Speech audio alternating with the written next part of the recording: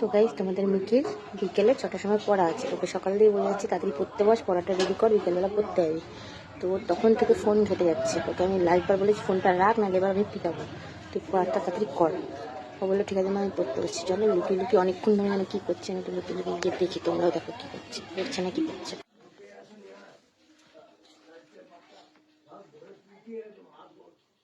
মোবাইলটা কোথায় লুকালি?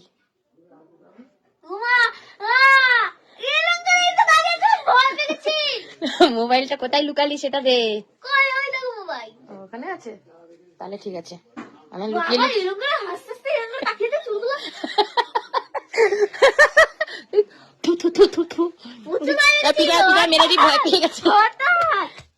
ভয় পেয়ে গেছে না, আমি ভাবলাম মোবাইল ঘাটছে মানে লুকিয়ে লুকিয়ে পড়া না করে, চলো পড়া করছে এবার। তো এবারের মতো মার খাওয়া থেকে বেঁচে গেলি।